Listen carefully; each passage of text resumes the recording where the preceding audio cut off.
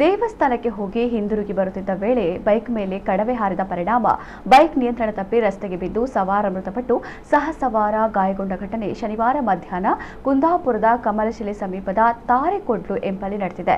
ಕಾವರಾಡಿ ಸಮೀಪದ ನೆಲ್ಲಿಕಟ್ಟೆಯ 22 ವರ್ಷದ ಶ್ರೇಯಸ್ ಮೊಗವೀರ ಮೃತಪಟ್ಟ ಬೈಕ್ ಸವಾರ. ಗಂಭೀರ ಗಾಯಗೊಂಡ ಸಹ ಸವಾರ 19 ವರ್ಷದ ಕಾವರಾಡಿ ಪಡುವಾಲ್ತೂರಿನ ನಿವಾಸಿ ವಿಘ್ನೇಶ್ ಅವರನ್ನ ಚಿಕಿತ್ಸೆಗಾಗಿ ಕುಂದಾಪುರದ ಖಾಸಗಿ ಆಸ್ಪತ್ರೆಗೆ ದಾಖಲಿಸಲಾಗಿದೆ. ಇಬ್ಬರು ಸ್ನೇಹಿತರು ಶನಿವಾರ ಮಧ್ಯಾಹ್ನ ಕಮಲಶಿಲೆ ದುರ್ಗಾ ಪರಮೇಶ್ವರಿ ದೇವಸ್ಥಾನಕ್ಕೆ ತೆರಳಿ ಪೂಜೆ ಮುಗಿಸಿ ವಾಪಸ್ಸಾಗುವ ವೇಳೆ ತಾರೆಕೊಡ್ಲು ಸಮೀಪ ಕಡವೆಯೊಂದು ಬೈಕ್ ಮೇಲೆ ಹಾರಿದೆ. ಇದರಿಂದ ಬೈಕ್ ಪಲ್ಟಿಯಾಗಿ ಈ ದುರ್ಘಟನೆ ನಡೆದಿದೆ. ಬೈಕ್ ನಜ್ಜುಗುಜ್ಜಾಗಿದ್ದು ಕಡವೆ ಕೂಡ ಸಾವನ್ನಪ್ಪಿದೆ. ಶಂಕರನಾರಾಯಣ ಠಾಣೆ ಪೊಲೀಸರು ಸ್ಥಳಕ್ಕೆ ತೆರಳಿ ಪರಿಶೀಲನೆ ನಡೆಸಿದ್ದು ಪ್ರಕರಣ ದಾಖಲಿಸಿಕೊಂಡಿದ್ದಾರೆ.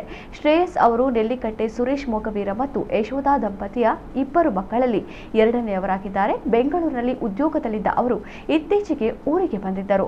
ದಂಪತಿಯ ಮಕ್ಕಳಲ್ಲಿ ಮೊದಲ ಪುತ್ರಿಗೆ ಮದುವೆಯಾಗಿದೆ.